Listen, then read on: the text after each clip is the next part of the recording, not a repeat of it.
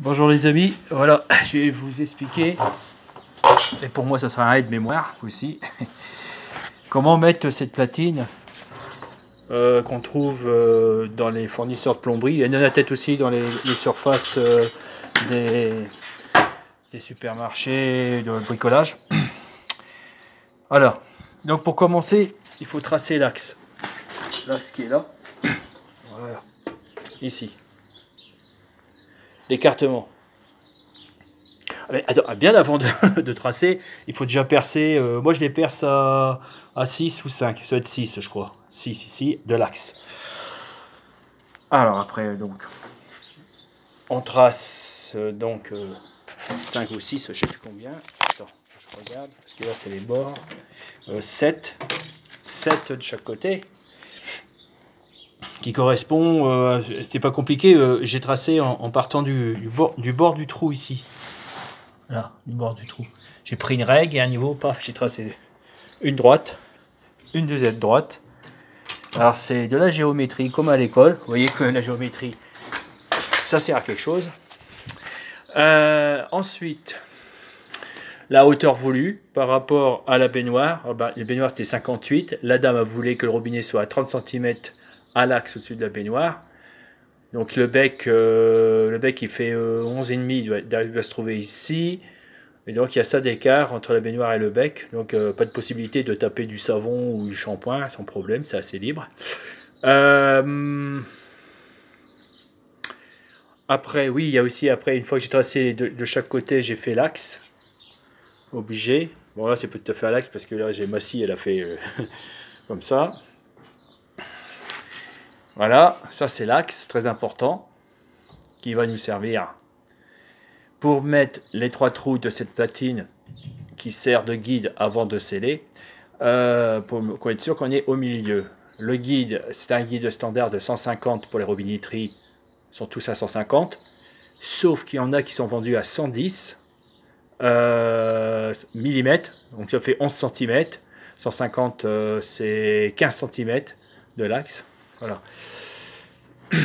Après avoir fait l'axe et la hauteur voulue, il y a un autre trou là et là. Alors j'ai mis des vis à placo sans cheville. J'ai vissé directement, ça tient. On peut le faire ça une fois. Si vous le dévissez, après c'est foiré, hein, s'il n'y a pas de cheville. Et le trait que j'avais tracé de niveau, je me sers pour mettre la vis sur le trait. Une ici, une ici. La platine, mettez-la pas à l'envers. Il faut la mettre le côté creux de ce côté-là pour que le raccord ressort un peu. Parce que si vous le mettez de l'autre sens, quand vous installez la robinetterie, il faut les raccords, ils sont trop courts. Alors ça fait que vous réussissez à visser, mais avec 2-3 filets. Alors c'est pas grand, c'est pas terrible. C'est pas terrible pour l'étanchéité, hein, 3 filets. Alors les filets, ce sont les filetages. Vous voyez, ça fait des stries là, comme ça. Donc ça serait bien que ça soit au moins 1 cm qui rentre dans le raccord. Au moins on est sûr que ça tiendra bien. Et 3 filets, à force de bouger le robinet, si on met 3 filets, bah, ça peut finir par se dévisser tout seul, et puis après, bah, vous êtes emmerdé. Alors, si jamais c'est trop court, parce que le carrelage est beaucoup plus épais, les raccords, ça peut se changer. Il faut aller voir un fournisseur professionnel, ils vendent ça au public, et il existe des raccords de ce côté-là, beaucoup plus longs, pour rattraper le problème. Alors, dans cette platine, il faut récupérer des vieux raccords de robinetterie, et des écrous que j'ai récupérés, je ne sais où, qui vont dessus, des écrous plats. Ça vient de la plomberie. Alors ça se vend. Si vous voulez, si vous ne pouvez pas récupérer, vous pouvez l'acheter neuf. Ça se vend en fournisseur, des écrous spéciaux en 15-21. Et ces raccords-là, ça se vend. Voilà. Et après, bah, vous le mettez dans votre caisse pour dans une caisse avec ça. J'ai une caisse que j'ai conçue de plomberie pour sceller les robinets et filasse et joints et compagnie. Et soudure. Je mets tout sur dessus. Moi, j'ai marqué mon nom. Parce que sur les chantiers, quelquefois, les gens ils se trompent et ça atterrit dans leur caisse. Voilà. C'est pas forcément du vol, hein, parce qu'une fois dans le chantier, quand on est à 3 compagnons, il y a des outils partout par terre. Et on mélange et on ramasse les outils du copain. Voilà. Bon, si, ça existe qu'il peut y avoir du vol. Mais c'est pas bien. Hein. Ça, tout le monde le sait. C'est une perte de confiance avec l'autre collègue et l'autre équipe. Mais tout ça, de nos jours, ça se perd. Et la politesse et le respect, ça se perd vivement. Et c'est un gros problème de nos jours. Mais ceci est une autre histoire. Voilà, bon.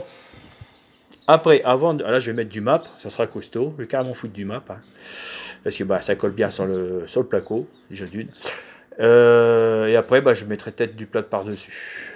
Parce que le map, pour lisser du map, c'est pas terrible. Voilà, ou soit de l'enduit. Alors, un beau trou bien fait, à la scie cloche. Je reviens en arrière. Quand une fois que vous l'avez tracé, ça fait une croix ici, une croix là. Parce que ça, c'est très là, ça correspond à 150. Pour faire une trou à la scie cloche, pour mettre des prises électriques, c'est très bien, c'est du 63-64. Là, la perceuse à la bloquer. Parce que j'ai voulu aller très vite, j'ai pas pris de poignée. Elle a fait un tour sur elle-même et je me suis cassé le doigt. Il est cassé. Et la perceuse, elle a été se claquer là-bas. Alors, faites pas comme moi. Hein. Mettez une poignée une poignée qui est vendue avec. On va dire une poignée comme ça. Bon, c'est pas celle-là, c'est une petite rouge. Une perceuse chinoise que j'ai achetée et qui est très costaud. Voilà, celle-là. Elle est très costaud. Hein. Mais alors, le problème, si elle bloque, vous la tenez pas, c'est pas possible. Pourtant, je suis costaud, hein. J'ai pas pu la tenir. Et elle a fait un tour complet, elle m'a claqué sur le doigt, fracture. Elle est fracturée, ça c'est sûr. J'ai mis du scotch moi-même avec un morceau de ferraille, d'emballage pour le tenir. En attendant de terminer ma semaine de travail. Et l'autre semaine, je peux pas m'arrêter, c'est pas possible. C'est le problème. Voilà. Il y en a, bon, oui, on peut avoir des arrêts de travail facilement, mais moi je travaille tout seul, moi je peux pas m'arrêter. Voilà mes amis, écoutez, je vous embrasse tous et à bientôt. Merci bien.